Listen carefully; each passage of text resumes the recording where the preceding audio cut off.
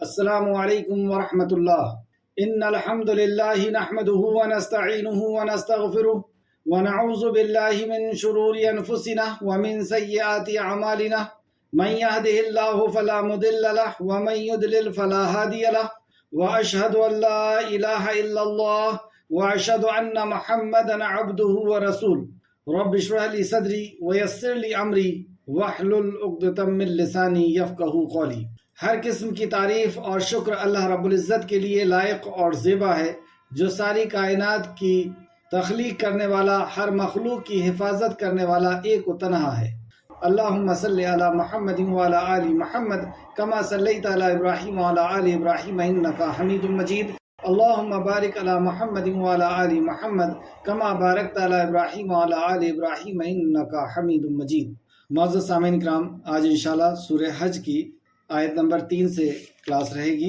اللہ رب العزت سے دعا ہے کہ اللہ رب العزت ہمیں صحیح معنوں میں قرآن مقدس کو سمجھنے، اس پہ غور فکر کرنے، اس پر ایمان لانے اور عمل کے ساتھ لوگوں تک پہنچانے کی توفیق عطا فرمائے، آمین۔ اعوذ باللہ من الشیطان الرجیم۔ اے اللہ، ہم تیری پناہ میں آتے ہیں شیطان سے۔ اے اللہ، تو ہمیں شیطان کے مکر و فریب سے بچا لے کہ وہ تیرے کلام سے، تیرے دین سے ہمیں دور کر دے۔ بسم اللہ الرحمن الرحیم۔ اللہ کے نام سے جو بڑا مہربان، بار بار رحم فرمانے والا ہے۔ اس عظیم کام کی ہمارا خالق، ہمارا مالک ہم سے کیا خطاب کرتا ہے؟ کیا اس نے ہمارے لیے احکام و مسائل نازل کیے ہیں؟ کیا ہمارے لیے اس نے فرض کیا ہے اور کس چیز سے ہمیں روکا ہے؟ اس عظیم کام کو اے اللہ، اے خالق، ہم تیرے نام سے شروع کرتے ہیں۔ اے اللہ، تو رحمان ہے، تو رحیم ہے، تو ہم پر رحم فرما، تو ہم پر رحم فرما۔ اس کلام کو ہمیں سمجھا دے، اس کلام کو ہمیں سکھا دے، اور اس پر ہمیں ایمان عطا کر دے، اور اس پر ہمیں عمل کی توفیق عطا فرما دے۔ وَمِنَ النَّاسِ، اور لوگوں میں سے کوئی ہے، من جو یخادلو جھگڑتا ہے، فی اللہ اللہ کے بارے میں، بغیر علم کے، یتبع وہ پیروی کرتا ہے، کل ہر شیطان مرید شیطان سرکش کی، کتبہ لکھ دیا گیا، علیہ اس پر، انہو کہ بے شک وہ، من جو کوئی، تولہ دوست بنائے گا اسے، فانہو تو بے شک وہ، یدلہ وہ بھٹکا دے گا اسے، ویہدہ اور وہ رہنمائی کرے گا اس کی، الی عذاب السعیر طرف عذاب کے، یعنی دوزخ کے، سعیر دوزخ کے۔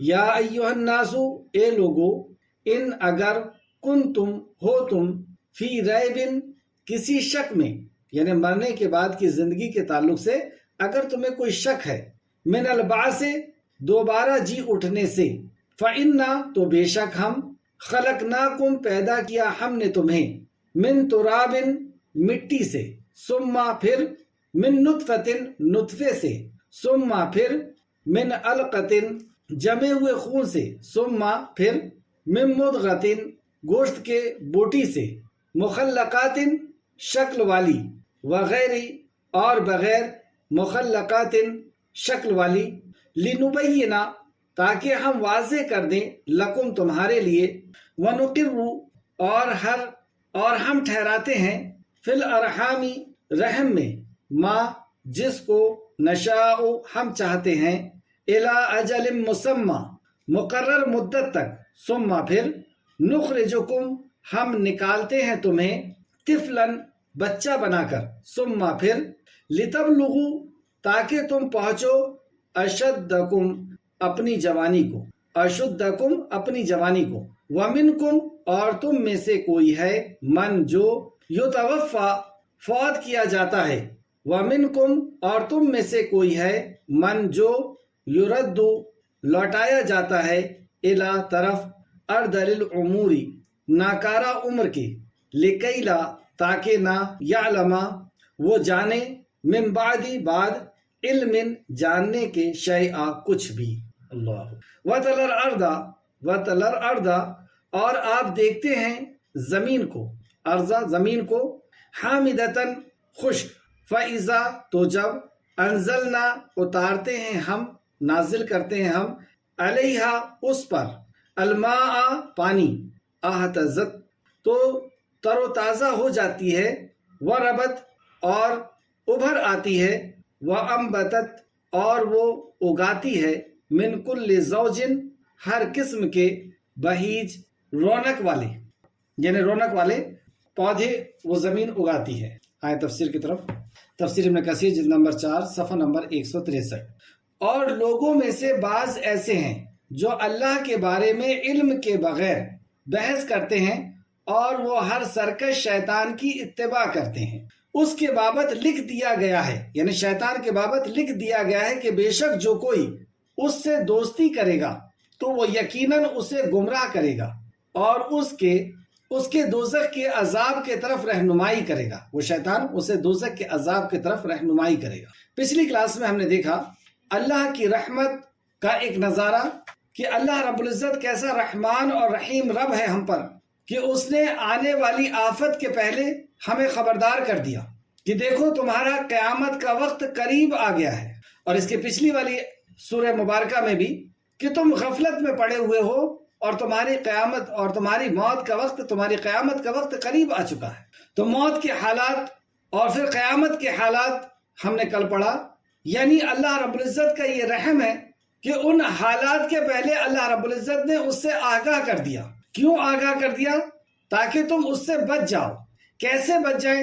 اللہ رب العزت سے سچی اور خالص توبہ کر کے، موت کی سختی سے، قبر کے عذاب سے اور پھر قیامت کی ہولناکی سے، اور اپنے رب کے سامنے حاضر کیے جانے کے وقت سے، ایسے سختی کے وقت جو تم پر آ کر کے رہے گا۔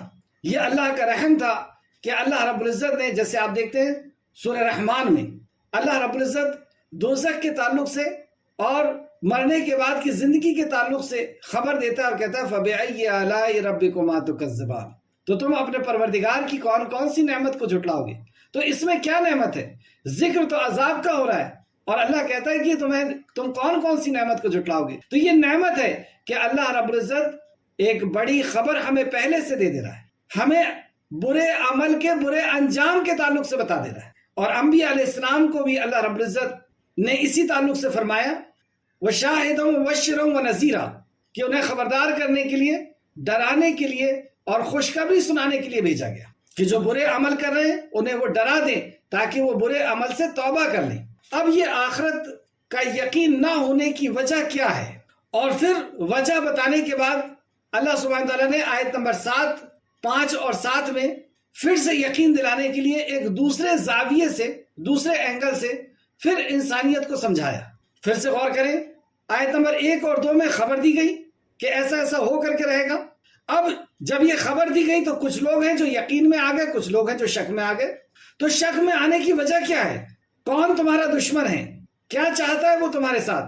اس کی خبر دینے کے بعد اللہ رب العزت پھر مرنے کے بعد کی زندگی پر یقین لانے کے لیے اللہ رب العزت اپنے قدرت کے کچھ نظارے دکھائے گا۔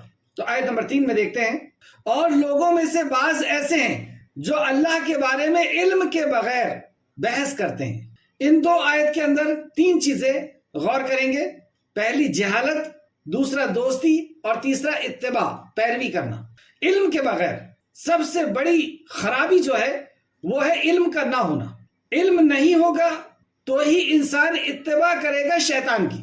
بھائی کوئی اپنے دشمن کی اتباع کون کر سکتا ہے؟ کون کرے گا اپنے دشمن کی پیروی؟ دشمن کی بات کون مانے گا؟ واقعی جس کے پاس علم نہیں ہوگا۔ تو علم کے بغیر بحث کرتے ہیں، یعنی بادل موت کے، مرنے کے بعد کی زندگی کا انکار کر رہے ہیں بغیر علم کے، اللہ کی قدرت کا انکار کر رہے ہیں، اللہ کی شریعت کا انکار کر رہے ہیں، نبی کا انکار کر رہے ہیں، مرنے کے بعد کی زندگی کا انکار کر رہے ہیں علم کے بغیر۔ اگر علم ہو تو پھر انکار کر کے دکھا دو، علم حاصل کرو اور پھر انکار کر کے دکھاؤ کہ جس رب نے اس کائنات کو سجایا ہے، مخلوقوں کو بنایا ہے اور مخلوقوں کی حفاظت کر رہا ہے اور ان کی ضرورتیں پوری کر رہا ہے، کیا وہ اس کام کو کرنے پر قادر نہیں ہے؟ اور لوگوں میں سے بعض، سب کو نہیں کہا اللہ نے، بعض یعنی زیادہ تر لوگ، اور لوگوں میں سے بعض ایسے ہیں جو اللہ کے بارے میں علم کے بغیر بحث کرتے ہیں اور وہ ہر سرکش شیاطین کی اتباع کرتے ہیں۔ پھر اس کا نتیجہ کیا ہوا کہ وہ سرکش شیاطین، شیطان کس کو کہتے ہیں؟ اللہ کے نافرمان کو۔ یہ انسانوں میں سے بھی ہوتا ہے اور جناتوں میں سے بھی ہوتا ہے، انسانوں میں سے بھی ہوتا ہے اور جناتوں میں سے۔ اس کی کیا دلیل ہے؟ 2 مقام پہ اللہ نے قرآن میں فرمایا۔ ایک تو ہم دیکھ سکتے ہیں سورہ ناس، آخری میں اللہ رب العزت نے فرمایا سورہ ناس میں من الجنت والناس، جناتوں میں سے اور انسانوں میں سے، اس کے وسوسے سے بچنے کی دعا کی، اس کی اتباع کرتے ہیں، یعنی اللہ کے نافرمان کی اتباع کرتے ہیں، یعنی کفر کرنے والے کی اتباع کرتے ہیں، منافق کی اتباع کرتے ہیں۔ تو اتباع کے لیے ہمیں مکلف کیا گیا کہ ہم نبی مکرم محمد رسول اللہ صلی اللہ علیہ وسلم کی اتباع کریں، اور جب ہم رسول اللہ کی اتباع نہیں کرتے ہیں تو وہ کہیں نہ کہیں سے وہ شیطان کی اتباع ہوتی ہے۔ دو ہی چیز ہے، کوئی بھی ہم کام کر رہے ہیں یا تو وہ کام نبی کے طریقے پہ ہوگا، اور اگر وہ نبی کے طریقے پہ نہیں ہے تو پھر اتباع کسی اور کی ہے، اور وہ اتباع پھر جا کر کے وہ شیطان کی ہوتی ہے۔ ہم شیطان کی اتباع کیوں کر لیتے ہیں؟ قرآن کلام ہے، بات کرنا، یہ صلاحیت پیدا کرتا ہے اللہ کا کلام کہ ہمارے ذہن میں سوال آتے ہیں، اور سوال کا آنا یہ انسان کو کی سمجھداری کے لیے، یعنی اس کو ٹیلنٹڈ بنانے کے لیے یہ بہت ضروری ہے کہ اس کے ذہن میں سوال آئے، اور پھر اللہ سبحانہ تعالیٰ اس کا جواب بھی دیتا ہے۔ اس کے بابت لکھ دیا گیا ہے، یعنی شیطان کے بابت اس کے انجام کو لکھ دیا گیا ہے، اس کے بابت لکھ دیا گیا ہے کہ بے شک جو کوئی اس کی دوستی کرے گا تو وہ یقیناً اسے گمراہ کرے گا، دوستی کرے گا۔ تو جب انسان شیطان کی دوستی کرتا ہے تو شیطان کی دوستی اسے اس کی اتباع پر مجبور کرتی ہے۔ کسی کی بھی دوستی ہم دیکھ لیں، جب ہم کسی سے دوستی کرتے ہیں تو اس کی اتباع، اس کی پیروی، اس کے حکم کو ماننا، اس کا لحاظ کرنا یہ ہمارے لیے ضروری ہو جاتا ہے، ورنہ دوستی کے ٹوٹنے کا ڈر ہوتا ہے۔ دوستی کے اندر ایک محبت ہوتی ہے، اور محبت وقت گزارنے پر مجبور کرتی ہے۔ جیسے قرآن سے محبت ہو جائے تو قرآن کے ساتھ وقت گزارنے پر یہ محبت مجبور کرے گی۔ اچھا، جب کسی سے محبت ہو جاتی ہے تو وقت گزارتا ہے، اور وقت گزارتا ہے تو پھر وہ اپنے راز اگلتا ہے۔ اسی طریقے سے جب ہمیں اللہ کے کلام سے محبت ہوگی تو وقت گزاریں گے، اور پھر ہمیں وہ قرآن سمجھ میں آئے گا، اس کے راز سمجھ میں آئے گا۔ تو اتباع کی وجہ دوستی، اور یہ دوستی تمہیں گمراہ کر کے رہے گی۔ کون خبر دے رہا ہے؟ اللہ سبحانہ تعالیٰ۔ تم کتنے ہی ٹیلنٹڈ ہو، کتنا ہی قرآن حدیث جاننے والے ہو، کتنے ہی علم والے ہو، کتنے ہی عمل والے ہو، کتنے ہی اچھی خاندان والے ہو، کتنا ہی اچھا تمہارا نسب ہے، لیکن اللہ سبحانہ تعالیٰ خبر دے رہا ہے۔ کیا فرمایا؟ اس کے بابت لکھ دیا گیا ہے کہ بے شک جو کوئی اس کی دوستی کرے گا تو وہ یقیناً اسے گمراہ کرے گا، یقیناً اسے گمراہ کرے گا، اور اس کے دوزخ کی عذاب کی طرف رہنمائی کرے گا، پھر دوزخ کے عذاب کی طرف رہنمائی کرے گا اسے لے کر۔ تو یہ شیطان کون؟ وہ انسان جو اللہ کا نافرمان ہے، کفر کرنے والا ہے، شرک کرنے والا ہے، یا حرام کام کرنے والا ہے۔ یہاں دوستی سے روکا گیا، کیوں؟ کیونکہ سنگت سے انسان، جس کی سنگت اس کی ہوتی ہے اسی کے رنگ میں وہ رنگتا ہے۔ دل کو اللہ نے اثر لینے والا بنایا ہے، دل اثر لیتا ہے۔ اگر آپ 3 گھنٹے کوئی فلم دیکھ لیں، آپ کے چہرے کے اوپر، آپ کی باڈی کے اوپر، آپ کی سوچ کے اوپر، آپ کے دل کے اوپر اس کا اثر ہوگا۔ تو دوستی سے مراد کیا ہے؟ دوستی سے مراد ہے، دوستی کے پہلے اصل میں محبت ہوتی ہے۔ ہم کسی کی کوالٹی کو دیکھتے ہیں تو ہمیں اس سے محبت ہوتی ہے، یعنی ہمیں اس سے شیطان کی دوستی نے کس چیز نے مجبور کیا ہمیں، جبکہ وہ اللہ کا نافرمان ہے۔ تمہارے دین کو کھیل اور تماشا بنایا اس نے، اس سے دوستی کرتے ہو تم، تو اس سے اٹریکشن ہوتا ہے، محبت ہوتی ہے۔ پھر اس کے بعد ہم اس کے ساتھ خالی وقت گزارتے ہیں۔ یعنی میں یہ کہنا چاہ رہا ہوں کہ ہم سب اپنے آپ کو ٹٹول کر کے دیکھیں کہ ہم دوستی کرتے کس سے ہیں، ہمارا دوست ہے کون۔ تو یہ 3 معیار ہے۔ ایک تو جس کے ساتھ ہم خالی وقت گزارنا چاہتے ہیں وہ ہمارا دوست ہے، جس سے ہم راز کی بات کرتے ہیں، امی کے ساتھ ایسا ہوا، ساس کے ساتھ ایسا ہوا، شوہر کے ساتھ ایسا ہوا۔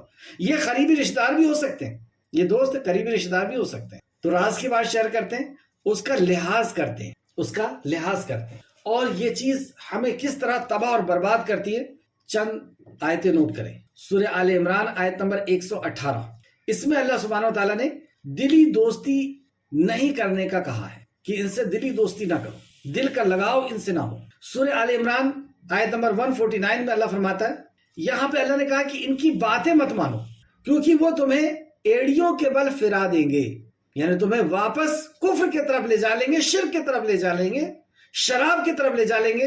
بھئی ایک ماں، جیسے اللہ رب العزت ہم سے کئی ماہوں سے زیادہ محبت کرتا ہے۔ ابھی اس کی پچھلی کلاس میں ہم نے دیکھا کہ اس کی محبت کا یہ تقاضا تھا کہ ایک بڑے انجام سے اللہ رب العزت نے خبردار کر دیا کہ قیامت اس طریقے سے ہولناکی کے ساتھ آنے والی ہے، تمہاری موت اس طریقے سے آنے والی ہے۔ اس کے برے انجام سے بچانے کے لیے اب اللہ رب العزت دوستی کے تعلق سے بتا رہا ہے۔ جیسے ماں اپنے بچے کو بتاتی ہے کہ دیکھو اس کے ساتھ نہیں رہنا، وہ شرابی ہے، ہو سکتا ہے وہ شرابی اسی کا بیٹا ہو، لیکن دوسرے بیٹے کو وہ سمجھا رہی ہے کیونکہ یہ بچہ ہے اور یہ ابھی بڑا نہیں، وہ اسے سمجھا رہی ہے کہ وہ شرابی اس کے ساتھ مت رہو، وہ جوا کھیلنے والا ہے اس کے ساتھ مت رہو، وہ چوری کرنے والا ہے اس کے ساتھ مت رہو۔ اپنے ہی بچے کو سمجھا رہی، اس کا یہ مطلب نہیں کہ تو اس سے نفرت کر، اسے مار ڈال، کیوں سمجھا رہی؟ کہ تاکہ تم اس کی سنگت میں آ کر کے تمہارے اندر وہ برائی نہ آ جائے۔ اس لیے اللہ رب العزت ہمیں خبردار کر رہا ہے کہ ان کی سنگت میں مت آنا، ورنہ وہ سنگت تمہیں تباہ کر کے رکھ دے گی۔ تو دلی دوستی مت کرنا، باتیں ماننے سے منع کیا، یعنی لحاظ نہیں کرنا کہ وہ کہہ رہا ہے کہ چلو شراب خانے میں چلتے ہیں، چلو شرک کے اڈے میں چلتے ہیں یا بدعت کرتے ہیں، تو اس کا لحاظ نہیں کرنا۔ سورہ طٰہٰ میں اللہ رب العزت نے فرمایا آیت نمبر 16 کے اندر، تمہیں ایسا شخص، اور یہ کس سے کہہ رہا اللہ؟ موسیٰ علیہ السلام سے، جس کی شان میں اللہ رب العزت نے فرمایا کہ موسیٰ میں نے تمہیں چن لیا ہے اپنی ذات کے لیے۔ موسیٰ علیہ السلام کے تعلق سے فرمایا کہ میں نے تمہیں چنا اور تمہاری تربیت کیا ہو۔ اللہ رب العزت نے کلام کیا موسیٰ علیہ السلام سے، وقت کا نبی بنایا، معجزات دیے، کتاب دی، اور اب اللہ رب العزت کس انداز سے اپنے محبوب کو، اپنے نبی کو سمجھا رہا ہے، تجھے ایسا شخص روک نہ پائے جس کا دل ایمان سے خالی ہے، تجھے ایسا شخص روک نہ پائے جس کا دل ایمان سے خالی ہے۔ اور جس کا دل ایمان سے خالی ہے اس کو کیا کہتے ہیں؟ کفر کرنے والا کہتے ہیں، شرک کرنے والا کہتے ہیں، ایمان سے خالی ہے۔ دیکھیں جب کوئی بندہ زنا کرتا ہے تو اس کے دل میں ایمان نہیں ہوتا، جب کوئی چوری کرتا ہے تو اس کا دل میں ایمان نہیں ہوتا، ایمان اٹھ جاتا ہے، پھر وہ چوری کرتا ہے۔ یعنی ایک ایمان والا چوری نہیں کرتا، ایک ایمان والا زنا نہیں کرتا، ریپ نہیں کرتا، اور ایک ایمان والا شرک کیسے کر لے گا جب حرام کام نہیں کرتا وہ؟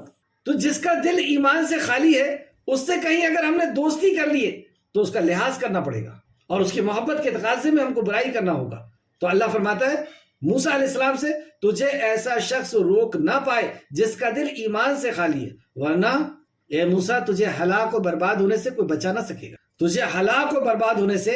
اللہ اکبر، کتنی سوچنے والی بات۔ سورہ مائدہ آیت نمبر 81، اللہ رب العزت نے ایمان والوں کی پہچان بتائی۔ اگر یہ آیت نمبر 81 اگر یہ ایمان لاتے تو کفر کرنے والوں کو اپنا دوست نہ بناتے۔ اگر یہ ایمان لاتے، اب ہم سوچ لیں کہ ہمارا ایمان کی کیا حالت ہے، کہ کفر کرنے یعنی اللہ کا انکار، اللہ کی باتوں کا انکار، توحید کا انکار، رسالت کا انکار، آخرت کا انکار۔ سورہ مائدہ ہی آیت نمبر 57 میں اللہ فرماتا ہے، تم انہیں یعنی کفر کرنے والوں کو دوست نہ بناؤ جنہوں نے دین کو کھیل تماشا بنا لیا۔ وہ دین جس دین کو رسول مکرم صلی اللہ علیہ وسلم نے ہر قسم کی قربانی دے کر کے ہم تک پہنچایا، صحابہ اکرام نے ہر قسم کی قربانی دے کر کے ہم تک پہنچایا، جس دین سے ہمیں اپنی جان سے زیادہ محبت ہونی چاہیے، اس دین کو اس نے کھیل اور تماشا بنا لیا اور تم اس سے دوستی کرتے ہو۔ اللہ نے غیرت دلائی۔ غیرت کیسی غیرت ہے تمہاری؟ تمہارے دین کو اس نے مذاق بنایا اور تم اس سے دوستی کرتے ہو۔ تو پھر دوستی کس سے کریں؟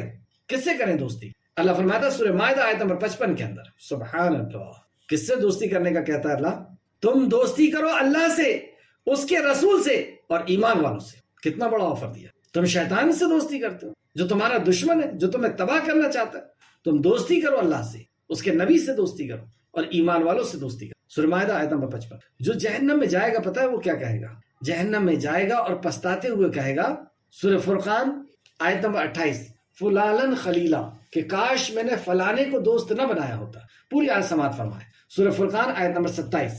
اور اس دن ظالم شخص اپنے ہاتھ چبا چبا کر کہے گا، ایسی ہولناکی ہے جیسے کوئی بہت بڑی پریشانی اور مصیبت آتی ہے تو لوگ دانت چباتے ہوئے ہم کو نظر آتے ہیں، انگلی چباتے ہوئے نظر آتے ہیں۔ یہ اتنی بڑی ہولناکی ہوگی کہ وہ اپنے ہاتھ کو چبا چبا کر کھائے گا اور کہے گا کاش میں نے رسولوں کی راہ اختیار کی ہوتی، کاش میں نے رسولوں کی اتباع کی ہوتی، جو ہماری آیت کے اندر ہے کہ اس نے شیطان کی اتباع کی، تو کاش میں نے رسولوں کی اتباع کی ہوتی، راہ اختیار کی ہوتی۔ اور آیت نمبر 28، ہائے افسوس، کاش کہ میں نے فلاں کو دوست نہ بنایا ہوتا، یہ دنیا میں فلاں کو دوست نہ بنایا ہوتا۔ آیت نمبر 29، اس نے مجھے اس کے بعد گمراہ کر دیا، اس نے مجھے اس کے بعد گمراہ کر دیا کہ نصیحت میرے پاس آ چکی تھی، قرآن میرے پاس آ چکا تھا، مسلمان گھر میں پیدا ہوا تھا، میرے والدین نے مجھے قرآن سکھایا تھا، نصیحت میرے پاس آ چکی تھی، اس کے بعد اس نے مجھے گمراہ کر دیا۔ اور وہ شیطان ہی تھا جو انسان کو دغا دینے والا ہے، یہ وہ شیطان ہی ہے انسان کو دغا دینے والا۔ اللہ رب العزت ہمیں اللہ سے، اللہ کے نبی سے اور نیک لوگوں سے محبت کرنے والا بنائے اور نیک لوگوں سے ہمیں دوستی کرنے والا بنائے، آمین یا رب العالمین۔ آیت کو ایک بار اور سماعت فرمائیں۔ 3 باتیں اس میں غور کرنا ہے، علم کے تعلق سے یعنی جہالت کے تعلق سے، دوستی کے تعلق سے اور اتباع کے تعلق سے۔ اور لوگوں میں سے بعض ایسے ہیں جو اللہ کے بارے میں علم کے بغیر بحث کرتے ہیں، یعنی مرنے کے بعد کی زندگی کے تعلق سے بحث کرتے ہیں، اور وہ ہر سرکش شیاطین کی اتباع کرتے ہیں۔ علم نہ ہونے کی وجہ سے بحث کر رہے ہیں، اور علم نہ ہونے کی وجہ سے اللہ کے نبی کی اتباع کو چھوڑ کر کے شیطان کی اتباع کرتے ہیں۔ آگے اللہ فرماتا ہے اس کے بابت لکھ دیا گیا ہے، یعنی شیطان کے بابت پہلے سے ڈکلیئر ہو گیا ہے کہ بے شک جو کوئی اس کی دوستی کرے گا تو وہ یقیناً اسے گمراہ کر دے گا۔ کیونکہ اللہ رب العزت نے جب آدم علیہ السلام کی ولادت کے تعلق سے ہم نے پیچھے پڑھ چکا، اللہ نے کہا کہ جو تیری اتباع کرے گا، جب ابلیس نے اللہ رب العزت سے مہلت مانگی کہ اللہ مہلت دے، میں انسانوں کو بہکاؤں گا، تو اللہ نے کہا جو تیری اتباع کرے گا وہ گمراہ ہو جائے گا، اور جو تیری اتباع کرے گا تیرے ساتھ ہم اس کو جہنم میں داخل کریں گے، اس کا مفہوم ہے۔ تو گمراہ کر دے گا اور اس کے دوزخ کے عذاب کی طرف رہنمائی کرے گا۔ سنگت کے تعلق سے ایک حدیث بھی دیکھیں۔ سیدنا ابو موسیٰ اشعری رضی اللہ عنہ بیان کرتے ہیں کہ رسول اللہ صلی اللہ علیہ وسلم نے فرمایا، نیک اور برے دوست کی مثال کستوری یعنی خوشبو اور بھٹی دھوکنے والے کی طرح مانند ہے۔ جو آگ کی بھٹی دھوکتا ہے اس کے اور عطر بیچنے والے کے مانند ہے، یعنی ایسا اگزامپل ہے۔ کستوری والا یا تو تمہیں تحفے کے طور پر کچھ دے دے گا، یعنی اگر کستوری والے سے دوستی کرو گے، عطر والے سے، تو دوستی کے طور پر تمہیں کچھ دے دے گا، یا تم اس سے خرید لو گے۔ دوسری کنڈیشن یہ ہوگی کہ تم اس سے خرید لو گے، یا تم اس سے اچھی خوشبو تو پا ہی لو گے۔ اگر تمہیں اس نے نہیں بھی دیا، اچھی سنگت سے اگر تمہیں اس کی عادت نہیں بھی لگی اور تم نے اس کی عادت قبول نہیں بھی کی، تو کم سے کم خوشبو تو تمہیں مل جائے گی۔ اور بھٹی دھوکنے والا یا تو تمہارے کپڑے جلا دے گا، یا تم اس سے بدبو حاصل کر لو گے، یا تو اس کی چنگاری اڑ کر کے تمہیں بھی داغدار کر دے گی، یا تم اس کی بدبو تو ضرور حاصل کر لو گے۔ بخاری شریف حدیث نمبر 5534 مسلم شریف حدیث نمبر 2628 تو ہر حال میں اگر ہماری سنگت خراب ہے تو اس کا بھی ہمیں اثر ہوگا، اور اگر ہماری سنگت اچھی ہے تو اس کا بھی اثر ہوگا۔ آیت نمبر 5، اس آیت میں ہم دیکھیں انسان اور جنات کی تخلیق سے مرنے کے بعد کی زندگی کی دلیل اللہ سبحانہ تعالیٰ پیش کر رہا ہے، اور دوسرا بنجر زمین کے زندہ کرنے سے اللہ رب العزت نے مرنے کے بعد کی زندگی کو ثابت کیا۔ یا ایھا الناس ان کنتم فی ریب، اے لوگو اگر تمہیں ریب ہے، شک ہے، من البعث، اے لوگو اگر تم دوبارہ جی اٹھنے کے متعلق شک میں ہو، تو تمہیں علم ہونا چاہیے کہ بلا شبہ ہم نے تمہیں مٹی سے پیدا کیا، خلقناکم من تراب، تراب سے پیدا کیا، مٹی سے پیدا کیا۔ تو پہلے انسان آدم علیہ السلام مٹی سے تخلیق کیے گئے، اور ویسے بھی ہم دیکھیں جیسے آگے اللہ فرمایا ثم من نطفۃ، تو اس نطفے کا اصل جو ہے وہ مٹی ہے، مٹی سے ہی غذا نکلتی ہے، اور اسی غذا کو انسان کھاتا ہے، اور اسی غذا سے پھر وہ نطفہ اللہ رب العزت بناتا ہے۔ ثم من نطفۃ، پھر وہ نطفے سے، ثم من علقۃ، پھر جمے ہوئے خون سے۔ تو اللہ نے پیدائش کی شروعات کی، مٹی سے ہم نے تمہیں پیدا کیا، اصل جو تمہاری جسم بنا ہے یہ مٹی سے۔ تو ہم دیکھتے ہیں کہ جب یہ جسم ختم ہوتا ہے، ڈسٹرائے ہوتا ہے، تو مٹی میں جا کر کے ختم ہو جاتا ہے، مل جاتا ہے، کچھ اور چیز نہیں ہے کہ وہ ہمیں نظر آئے۔ اس لیے چند سال کے بعد قبر جب کھود کے دیکھی جاتی ہے تو مٹی ہی نظر آتی ہے۔ پھر نطفے سے اللہ رب العزت نے پیدا کیا، تو کس کا نطفہ، میل کا یا فیمیل کا؟ تو اللہ سبحانہ تعالیٰ اس کے تعلق سے فرماتا ہے سورہ دہر سورہ نمبر 76 آیت نمبر 2، بے شک میں نے انسان کو ملے جلے نطفے یعنی بوند سے پیدا کیا، انا خلقنا الانسان من نطفۃ امشاج یعنی ملے جلے نطفے سے، میل اور فیمیل کے نطفے سے پیدا کیا۔ یہ نطفہ کہاں تخلیق کیا گیا، اسے کس جگہ یہ تخلیق کیا گیا؟ تو اس کے تعلق سے دیکھتے ہیں سورہ طارق آیت نمبر 5 سے 7، انسان کی تخلیق پیٹ اور پسلیوں کے بیچ سے نکلنے والے ایک بوند سے ہوئی ہے، ایک نطفے سے ہوئی ہے۔ اللہ سبحانہ تعالیٰ فرماتا ہے انسان کو اس بات کا غور کرنا چاہیے، یعنی اسے اپنی پیدائش کے بارے میں غور کرنا چاہیے کہ اس کی تخلیق کس چیز سے ہوئی ہے، اس کی پیدائش کس چیز سے ہوئی ہے؟ وہ پیدا کیا گیا ہے اچھلتے ہوئے پانی کی ایک بوند سے۔ جنہوں نے میڈیکل سائنس پڑھا ہے وہ اس بات کی اہمیت کو سمجھ سکتے ہیں کہ اگر یہ اچھلتا ہوا پانی نہ ہوتا تو کیا انسان پیدا ہو سکتا تھا؟ اس طریقے سے سورہ صاد آیت نمبر 8 میں بھی اللہ رب العزت نے بتایا ہے۔ بہرحال آگے دیکھتے ہیں۔ جو ریڑھ کی ہڈی اور پسلیوں کی ہڈی کے بیچ سے نکلتا ہے، ریڑھ کی ہڈی اور پسلیوں کے بیچ میں سے نکلتا ہے۔ پھر میل اور فیمیل کیسے تخلیق پا جاتے ہیں؟ کبھی بچہ ہوتا ہے، کبھی بچی ہوتی ہے۔ سورہ النجم آیت نمبر 45 اور 46، یہ آپ اس کے اسٹڈی دیکھیں اس کو۔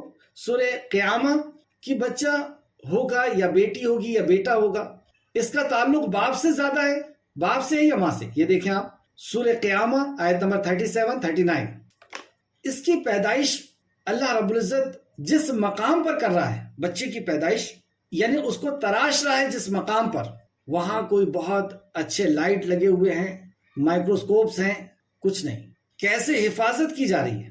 تو حفاظت اندھیروں کے 3 پردوں کے پیچھے کر رہا ہے اللہ، اندھیروں کے 3 پردوں کے پیچھے۔ سورہ زمر آیت نمبر 6، وہی بناتا ہے تمہیں۔ اللہ اکبر، کون بناتا ہے؟ یہ کان، آنکھ اور دل تو وہی بناتا ہے تمہیں، یعنی وہی اللہ بناتا ہے تمہیں تمہاری ماؤں کے رحم، تمہارے ماؤں کے رحم یعنی گربھ میں، ایک کے بعد دوسری مرحلوں میں، ایک کے بعد دوسرے اسٹیپ میں، ایک کے بعد دوسرے مرحلوں میں، اندھیروں کے 3 پردوں میں، اندھیروں کے 3 پردوں میں۔ اللہ اکبر، اللہ کی قدرت کا ایک عظیم شاہکار اندھیرے میں تخلیق کیا جا رہا ہے، وہ اللہ ہی کر سکتا ہے۔ جب کسی بچے کی طرف ہم دیکھیں تو عقل حیران ہو جاتی ہے کہ کیا کچھ نہیں ہے اس کے پاس، یہ سانس لے رہا ہے، دل دھڑک رہا ہے، یہ جمائی لے رہا ہے، انگڑائی لے رہا ہے، یہ اپنی ہر ضرورتوں کو ایک طریقے سے بتا دیتا ہے رو کر کے۔ بھوک لگی ہے، تکلیف ہو رہی ہے، رو کر کے۔ اس کی ہر چیز اس کی جگہ پر ہے، بال بھی اگے ہوئے ہیں، بھاؤں ہیں، آنکھیں ہیں، دیکھ رہا ہے، کان ہے، سن رہا ہے، بول نہیں پا رہا، رو کر کے بتا رہا ہے، دیکھ رہا ہے، اور ہر چیز ایک سسٹمیٹک طریقے سے۔ کبھی آپ غور سے دیکھیں بچے کی طرف، دل اور روح کیا اٹھے گی کہ واقعی اس کو کس نے بنایا ہے، واقعی اس کو کیسے بنا دیا اللہ نے، کیسے اس کے گال بنا دیے، کیسے اس کی پلکیں بنا دی، کیسے اس کی بھاؤ بنا دی۔ اتنے چھوٹے سے بچے کے اندر یہ ساری چیزیں اللہ رب العزت نے رکھ دی۔ اب دیکھیں ہم یہاں پہ اللہ رب العزت نے انسان کی پیدائش کے مرحلوں کا ذکر کیا۔ اللہ فرماتا ہے ثم من نطفۃ، پھر نطفے سے، ثم من علقۃ، پھر جمے ہوئے خون سے، پھر اس کے کچھ دن کے بعد وہ جمع ہوا خون کے جیسا ہوتا ہے، ثم من مضغۃ، پھر گوشت کا لوتھڑا بن جاتا ہے، پھر واضح شکل و صورت اور غیر واضح شکل و صورت والا ہوتا ہے، تاکہ ہم تمہیں اپنے قدرت کی وہ حکمت واضح کر دیں۔ یعنی یہ اللہ کی قدرت کی حکمت تو دیکھو تم، اور ہم جس نطفے کے متعلق چاہیں، اور ہم جس کے متعلق چاہیں اسے مقررہ مدت تک رحم میں ٹھہراتے ہیں، مقررہ مدت تک رحم میں ٹھہراتے ہیں۔ یہ مقررہ مدت کوئی بتا نہیں پاتا ہے کہ اس کی ولادت کا ایگزیکٹ ٹائم کیا ہے، کس منٹ اور کس سیکنڈ میں اس کی ولادت ہونے والی، اور واضح شکل و صورت اور غیر واضح شکل و صورت والا بناتے ہیں تاکہ ہم تمہارے لیے اپنی قدرت کی وہ حکمت واضح کریں، اور ہم جس کے متعلق چاہتے ہیں یعنی جس نطفے کے متعلق چاہتے ہیں اسے مقررہ مدت تک رحم میں ٹھہراتے ہیں، یعنی کچھ، اور اللہ جسے چاہتا ہے اسے ٹھہرا دیتا ہے، اور جسے جس وقت تک کے لیے چاہتا ہے اس وقت تک کے لیے ٹھہراتا ہے، کسی کو 7 مہینے کے لیے، کسی کو 9 مہینے کے لیے، اور کسی کو 9 مہینے کچھ دن کے لیے، اور وہ دن اور وقت جو ہے وہ صرف اللہ رب العزت کے اختیار۔ پھر تمہیں ایک بچے کی صورت میں نکالتا ہے، اللہ 3 تاریکیوں کے پیچھے، 3 اندھیروں کے پیچھے اس کی قدرت کا ایک عظیم شاہکار بن کر کے ہمارے سامنے آیا۔ کیا وہ پھر پیدا نہیں کر سکتا؟ کس چیز سے اللہ رب العزت نے تمہیں تخلیق دی، کیا وہ دوبارہ پیدا کرنے پر قادر نہیں؟ پیدائش کے تعلق سے ایک حدیث دیکھتے ہیں جو صحیحین نے روایت کی ہے، بخاری اور مسلم نے، کہ رسول اللہ صلی اللہ علیہ وسلم نے ہم سے بیان فرمایا، اور آپ صادق ہیں، تم میں سے ایک کی تخلیق کو اس کی ماں کے پیٹ میں 40 دن اور 40 راتیں تک جمع کر کے رکھا جاتا ہے۔ پہلا اسٹیپ 40 دن اور 40 راتوں تک ماں کے پیٹ میں جمع کر کے رکھا جاتا ہے، یہ پہلے 40 دن۔ پھر وہ 40 راتوں تک گوشت کا لوتھڑا بنا دیتا ہے، اگلا جو 40 دن ہے اس میں وہ گوشت کے ایک لوتھڑے کی طرح ہوتا ہے. پھر اسی طرح 40 راتوں تک وہ بوٹی بنا دیتا ہے. پھر اللہ تعالیٰ اس کے طرف فرشتے کو بھیجتا ہے اور وہ اسے 4 باتوں کا حکم دیا جاتا ہے. فرشتے کو 4 باتوں کا حکم دے کر کے پہنچاتا ہے. دیکھیں یہ تقدیر، ہم کچھ بھی نہیں کر، جو کچھ ہے وہ اللہ رب العزت نے پہلے سے طے کیا. اس کا رزق، اب رزق کوئی دھاگا، کوئی اور پتھر، کوئی انسان، کوئی جانور، کوئی فرشتہ نہیں دے سکتا. اب کسی کو امپریس کرنے کے لیے عمل کرنے کی ضرورت نہیں، کیونکہ وہ رزق نہیں دے سکتا. ریاکاری سے کوئی فائدہ نہیں. اگر ایمان مضبوط ہو، تقدیر پر ایمان ہے، تو انسان ریاکاری بھی نہیں کرتا. ریاکاری کیوں کرتا ہے؟ کیونکہ اس سے وہ تعریف کا امیدوار ہوتا ہے، یا اس سے رزق کا امیدوار ہوتا ہے کہ دنیا کی کوئی چیز مجھے وہ دے دے گا. اگر انسان کو اللہ رب العزت کے اوپر یقین ہے کہ وہ تقدیر کا لکھنے والا ہے، تو پھر وہ ریاکار بھی نہیں ہوتا اکثر و بیشتر. تو اس 40 دن تک اس کو رکھتا ہے. پھر اس کو اللہ رب العزت اس کے طرف فرشتے کو بھیجتا ہے اور اس کا وہ رزق لکھتا ہے. اللہ رب العزت کہتا ہے کہ اس کا رزق لکھ، یعنی زندگی گزارنے کا کون کون سا سامان اس کو ملنے والا ہے وہ سب لکھ دیا جاتا ہے. اس کا عمل اور اس کی عمر کو لکھو. اب دیکھیں زندگی اور موت بھی کوئی نہیں دے سکتا، اس کی عمر لکھو. یعنی کوئی بیماری ہمیں موت نہیں دے سکتی، کسی کی دشمنی ہمیں موت نہیں دے سکتی. اللہ رب العزت اسی دن اس کی عمر بھی لکھا رہا ہے. اور نیز اس بات کے کہ وہ بدبخت ہوگا یا خوشبخت، اور پھر اس میں روح کو پھونک دیا جاتا ہے. پھر اللہ رب العزت اپنے علم کے مطابق یہ بھی جانتا ہے کہ یہ بندہ کہاں جا کر کے اور کیا کیا کرنے والا ہے. یہ نیک بخت ہوگا اور بدبخت ہوگا، اور پھر اس کی روح پھونک دی جاتی ہے. یعنی پہلے جان تھی، پھر جسم بنا، پھر اب روح آئی. جان میں اس لیے کہہ رہا ہوں کیونکہ ہمارا سائنس کا یہ کہنا ہے کہ جس کے اندر گروتھ ہے اس کے اندر جان ہے. تو گروتھ تو پہلے دن سے ہے. پھر وہ جسم کی ایک شکل اللہ رب العزت نے اس کو دی، پورے جسم کی ہڈیوں کو بنایا، اس کے جوڑ کو بنایا، پھر گوشت کو چڑھایا، پھر چمڑے کو، پھر اسکن کو بنایا، پھر اس کے اوپر بال، پھر یہ سارا ایک جو ہے اس کی شکل اور صورت بنا کر کے اللہ رب العزت نے سامنے لے کر کے آیا. پھر اس میں جو ہے روح پھونکی جا رہی ہے. یہ جسم تھا اور روح آئی. ایسی اللہ نے کل ہم نے آیت میں پڑھا کہ اللہ رب العزت حکم دے گا، قبر پھٹ پڑے گی اور جسم سے روح کو ملا دیا جائے. جیسے یہاں پر جسم تھا اور روح کو ملا دیا گیا، اب دھڑکن شروع ہو گئی. اسی طریقے سے اللہ رب العزت قبر سے ہم کو نکالے گا اور جسم سے روح کو ملا کر کے اور اپنی بارگاہ میں حاضر کر دے گا. اللہ. یہ حدیث جو میں نے آپ کے سامنے رکھا، بخاری شریف حدیث نمبر 7454 کہ 40 دن کے جو مرحلے اللہ رب العزت نے بتائیں. 7454 بخاری شریف دوسرے مقام پر بھی ہے، 3332 3332. مسلم شریف حدیث نمبر 2643. اور اسی سے ملتی جلتی ایک اور حدیث کہ وہ فرشتہ پہلے سے وہاں پہ طے کر دیا جاتا ہے اور وہ خبر دیتا رہتا ہے. یعنی اسے خبر ملتی رہتی ہے کہ بچہ اب اس شکل میں تبدیل کیا جا رہا ہے، یعنی اللہ رب العزت اس کی جو حیت کو بدل رہا ہے، اس کی کنڈیشن کو بدلتے جا رہا ہے. اور پھر اللہ رب العزت اسے حکم دیتا ہے کہ یہ چیزیں لکھ دو. اس تعلق سے بخاری اور مسلم کی ایک اور حدیث لکھیں 6595 6595 اور مسلم شریف حدیث نمبر 2646. تو بخاری اور مسلم دونوں کی حدیث ہے. سورہ روم آیت نمبر 54، سورہ روم آیت نمبر 54. اللہ ہی تو ہے جس نے تم کو ابتدا میں یعنی پہلی بار کمزور حالت میں پیدا کیا، پھر اس نے کمزوری کے بعد طاقت عنایت کی. اب تم جب آئے تھے اس دنیا میں کمزور تھے، نہ اٹھ سکتے تھے، نہ بیٹھ سکتے تھے، نہ پکڑ سکتے تھے، نہ چل سکتے تھے. پھر اس نے کمزوری کے بعد تمہیں طاقت عنایت کی. پھر اس نے طاقت کے بعد کمزوری اور بڑھاپا دے دیا، جوانی دیا اور جوانی کے بعد بڑھاپا دے دیا. وہ جو چاہتا ہے پیدا کرتا ہے اور وہ خوب جاننے والا اور بڑی قدرت والا ہے. اس کی قدرت کیا تم دیکھ نہیں رہے؟ ہم خود اپنے پر غور کریں، کیا تھے ہم؟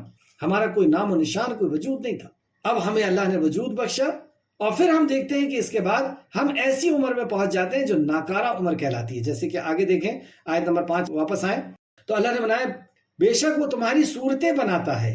اب دیکھیں صورت کا بھی اللہ کے پاس کتنا بڑا خزانہ ہوگا کہ کسی کی شکل سے مل نہیں رہی، کسی کا ساؤنڈ کسی کے ساؤنڈ سے مل نہیں رہا، آواز نہیں مل رہی، فنگر پرنٹس نہیں مل رہے. کیسا بابرکت ذات ہے وہ. اب یہ بنایا اللہ نے اور پھر اللہ آگے فرماتا ہے تاکہ تم اپنی جوانی کو پہنچو. یہ اصل تھا کہ اب ہم تم کو جوانی تک پہنچا کر کے پوری نعمتیں تم پر تمام کر کے، طاقت، شہرت، دولت، قوت، سب کچھ دے کر کے اب اللہ رب العزت آزما رہا ہے. تاکہ تم اپنی جوانی کو پہنچو، اور تم میں سے کوئی فوت کر دیا جاتا ہے، یعنی بالغ ہونے کے پہلے، جوانی کی عمر سے پہلے وہ فوت ہو جاتا ہے، مر جاتا ہے، اور تم میں سے کوئی ناکارہ ترین عمر تک لوٹایا جاتا ہے تاکہ وہ جاننے کے بعد کچھ بھی نہ جانے۔ اب ایسی عمر میں وہ پہنچ جاتا ہے کہ وہ جاننے کے بعد پھر کسی کو نہیں پہچان پاتا، جو علم تھا اس کے پاس سے ختم ہو جاتا ہے، ناکارہ عمر تک پہنچا دیا۔ اللہ سے ایسی ناکارہ عمر جو اپنے لیے بھی مصیبت ہو اور دوسرے کے لیے بھی مصیبت ہو، ایسی عمر سے پناہ مانگنا چاہیے۔ تو اللہ رب العزت یہ جو بیچ کا جو پیریڈ ہے، جیسے قبر، اللہ رب العزت کی بارگاہ میں جب ہم حاضر ہوں گے تو 5 سوال ہوں گے، اس میں سے ایک سوال تو یہ ہوگا کہ عمر کہاں گزاری، اور دوسرا یہی کہ جوانی کہاں گزاری۔ اصل جو وقت ہے وہ جوانی کا ہے، اور پھر اس کا ہی اللہ رب العزت حساب رہے گا، تاکہ وہ جاننے کے بعد کچھ بھی نہ جانے۔ اور آپ زمین، اب یہاں سے دوسری نشانی اللہ رب العزت بیان کر رہا ہے۔ ایک نشانی اللہ رب العزت نے بتائی کہ تم نے خود اپنی پیدائش کے تعلق سے دیکھے ہو، دوسروں کی پیدائش کے تعلق سے دیکھتے ہو کہ وہ کچھ نہ ہوتی ہے، اور پھر ہم اسے وجود بخشتے ہیں، اور پھر ایسے عمر تک لے کر کے آتے ہیں کہ واپس وہ بچپن کی عمر میں آ جاتا ہے، اور پھر وہ ختم ہو جاتا ہے، اور ختم ہو کر کے پھر مٹی میں مل جاتا ہے۔ وہیں مٹی سے اللہ نے شروع کیا، اور پھر اسی مٹی میں جا کر کے وہ مل گیا۔ تو جس نے اسے پیدا کیا، جوان کیا، پھر مٹی میں ملایا، کیا وہ پھر سے اس کو نہیں کر سکتا؟ اور پھر سے وہ کیسے کرتا ہے، اس تعلق سے اللہ رب العزت نے یہاں بیان کیا۔ اور آپ زمین بنجر اور خشک پڑی ہوئی دیکھتے ہیں، یعنی ہم دیکھتے ہیں ایک بار زمین جو ہوتی ہے وہ فصل سے بھری ہوئی اور خوشگوار ہوتی ہے، لیکن ایک وقت ایسا آتا ہے کہ گرمی کا موسم آتا ہے اور وہ بالکل صاف چٹیل میدان کی طرح ہو جاتی ہے، بنجر زمین پڑی رہتی ہے، اور آپ زمین بنجر اور خشک پڑی دیکھتے ہیں۔ پھر جب ہم نے اس پر پانی نازل کیا تو وہ لہلہا اٹھتی ہے۔ پانی جیسی نازل کیا، اس کے اندر جو مرے ہوئے پودے ہیں، جیسے جب ہم مر جاتے ہیں اور مٹی کے اندر ڈال دیے جاتے ہیں، اسی طریقے سے پودے مرے ہوئے ہیں، بیج مرے ہوئے ہیں۔ بیج مرے ہوئے ہیں کیوں؟ کیونکہ اس کے اندر گروتھ نہیں ہے، آپ 10 سال بھی رکھیں گے تو اتنا ہی بڑا رہے گا۔ تو مرے ہوئے پودے مٹی کے اندر پڑے ہوئے ہیں۔ اسی طریقے سے جب ہم مر جاتے ہیں تو ہمیں بھی مٹی کے اندر ڈال دیا جاتا ہے، اور ہمارا پورا جسم مٹی میں مل جاتا ہے، ایک بیج باقی رہتا ہے جو ریڑھ کی ہڈی میں ہوتا ہے۔ اور اللہ رب العزت کا حکم آیا، بارش آئی، اور اس کے پاس ایک حرارت پہنچی، ایک گرمی پہنچی زمین کی، اور بارش کے بیچ میں سے تو اس دانے کے اندر اللہ نے زندگی پیدا کر، اور ایسی زندگی پیدا ہوئی کہ پتلی پتلی نرم پتیاں ہیں، اور وہ زمین کو پھاڑتے ہوئے باہر آتی۔ ایسی ہی قبر سے نکلنا ہوگا کہ ایک حکم آئے گا اللہ رب العزت کا، اور ایسی ہی شبنم کی طرح بارش ہوگی۔ دوسری جب نفخہ، دوسرا جب سور پھونکا جائے گا تو ایسی ہی بارش ہوگی، اور پھر زمین کے اندر سے زمین کو پھاڑ کر کے انسان نکلنا شروع ہوگا۔ کون سا انسان نکلے گا؟ تو دیکھیں ہم کون سا پودا نکلتا ہے، جو بیج ہم ڈالتے ہیں وہی پودا نکلتا ہے۔ ببول اگر ہم نے بوئے ہیں تو ببول اگے گا، آم بوئے ہیں تو آم اگے گا۔ اگر کافر کو دبائے ہیں مٹی میں، منافق ہے، مشرک ہے، جھوٹا ہے، چغل خور ہے، بے نمازی ہے، تو جو ہم دفن ہوں گے وہی نکلیں گے، کچھ اور نہیں نکلنا ہے۔ تو اللہ فرماتا ہے کہ وہ زمین کو پھاڑ کر کے لہلہا اٹھتی ہے، یعنی زندگی کے بعد ہم زمین کو، موت کے بعد ہم زندگی دیتے ہیں، اور لہلہا اٹھی اور پھولی، مطلب زمین پھولتی ہے، اور اس نے ہر طرح کے خوشنما نباتات نکالے۔ ہر طرح کے خوشنما نباتات نکلتے ہیں، یعنی نباتات کہتے ہیں اگنے والی چیزوں کو، اگنے والی چیزیں نکلتی ہیں۔ جمادات، نباتات اور حیوانات، 3 چیزیں ہیں۔ جمی ہوئی چیزیں، ایک مخلوق کو جو جمی ہوئی رہتی ہے، ٹھوس رہتی ہے، ایک جگہ میں ٹکی ہوئی رہتی ہے۔ نباتات اگنے والی چیز ہے کہ ایک جگہ میں کھڑے ہو کر کے اگتے رہتی ہے، بڑھتے رہتی ہے۔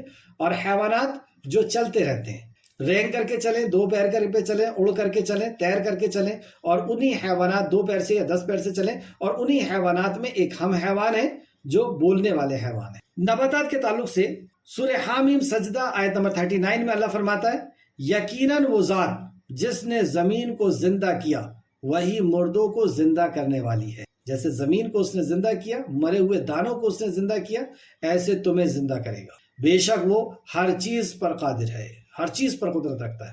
آپ دیکھیں اللہ رب العزت نے کیسے کیسے پیدا کر کے دکھایا ہے۔ تتلی کو کیسے پیدا کیا، مکھی کو کیسے پیدا کیا، انسان کو کیسے پیدا کیا، مرغی کو کیسے، کبھی انڈے سے، اللہ اکبر، ہر طرح کا پیدا کرنا وہ جانتا ہے۔ آدم علیہ السلام کو کیسے پیدا کیا، حوا علیہ السلام کو کیسے پیدا کیا، عیسیٰ علیہ السلام کو کیسے پیدا کیا، ہم کو کیسے پیدا کیا۔ اس کی شان، جیسے کہ اللہ فرماتا ہے سورہ یاسین آیت نمبر 82 میں، اس کی شان یہ ہے کہ جب وہ کسی چیز کا ارادہ کرتا ہے تو اس سے فرما دیتا ہے کہ ہو جا، تو وہ ہو جاتی ہے۔ آج کی کلاس کی آخر دعا ہے، یہ سب کچھ اس لیے کہ بے شک اللہ ہی حق ہے، اسی کا فرمان، اس کا جو وعدہ ہے وہ حق ہے، اور بے شک وہی مردوں کو زندہ کرتا ہے، اور بے شک وہ ہر چیز پر خوب قادر ہے۔ اللہ، کس قدر اللہ رب العزت سمجھا رہا ہے۔ پہلے وہ منظر آنے کے پہلے اس منظر کو دکھا دیا، موت کے اور قیامت کے، کہ توبہ کر لو۔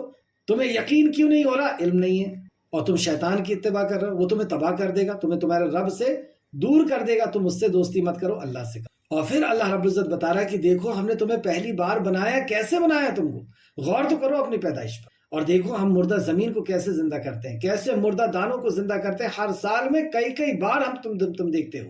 فصلیں آپ دیکھیں، ایک سال میں 2-3 بار فصلیں ہوتی ہیں، 2-3 بار زمین بنجر ہوتی ہے، پھر اللہ رب العزت اسے زندہ کرتا ہے۔ اسی طرح تمہیں زندہ ہونا ہوگا، اور اللہ رب العزت کے لیے سب کچھ آسان ہے، وہ تمہارا حساب لے گا۔ انصاف نہیں ہوا تمہارے ساتھ، دنیا میں تمہارے ساتھ انصاف ہوا نہیں ہوا، نہ نیکی کا پورا بدلہ مل سکتا ہے، نہ برائی کا پورا بدلہ مل سکتا ہے۔ اس وجہ سے اللہ رب العزت قیامت قائم کرے گا، انصاف کا دن اسی لیے لگایا۔ تو یہ سب کچھ اس لیے کہ بے شک اللہ ہی حق ہے، اور بے شک وہ مردوں کو زندہ کرے گا، اور بے شک وہ ہر چیز پر خوب قادر ہے۔ اور آخری آیت نمبر 7، اور یہ کہ بلا شبہ قیامت آنے والی ہے، اس میں کوئی شک نہیں کہ قیامت آنے والی ہے، اس میں کوئی شک نہیں، اور بے شک اللہ ان کو اٹھائے گا جو قبروں میں پڑے ہیں، اللہ انہیں اٹھائے گا جو قبروں میں پڑے ہیں۔ سورہ یاسین آیت نمبر 78، اور اس نے ہمارے لیے ایک مثال بیان کی، اور وہ اپنی پیدائش کو بھول گیا، یعنی اللہ کے لیے مثال بیان کرتا ہے اور اپنی پیدائش کو بھول گیا۔ کہنے لگا جب ہڈیاں بوسیدہ ہو جائیں گی، سڑ گل جائیں گی، تو ان کو کون زندہ کرے گا؟ کہہ دیجئے ان کو وہ زندہ کرے گا جس نے ان کو پہلی بار پیدا کیا تھا، اور وہ ہر قسم کا پیدا کرنا خوب جانتا ہے۔ بے شک اے خالق کائنات، تو نے ہمیں پیدا کیا، اور تو دوبارہ پیدا کرنے پر قادر ہے۔ ہمیں پیدا ہونا ہے اور تیری بارگاہ میں حاضر ہونا ہے۔ اے اللہ ہمارے حساب کو آسان کر دے۔ اللہم احسبنی حسابا یسیرا، اللہم احسبنی حسابا یسیرا، آمین یا رب العالمین۔ آخر میں اللہ رب العزت سے دعا ہے کہ خالق مالک، جو کچھ بھی ہم نے پڑھا اس میں ہمیں مزید غور و فکر کرنے کی تو توفیق عطا فرما۔ جب تک ہمیں زندہ رکھ، ایمان، اخلاص اور عمل صالح کے ساتھ زندہ رکھ۔ ہمارا خاتمہ بالخیر فرما، اور نیکوکاروں کے ساتھ ہمارا شمار فرما دے، آمین یا رب العالمین۔ السلام علیکم ورحمۃ اللہ وبرکاتہ۔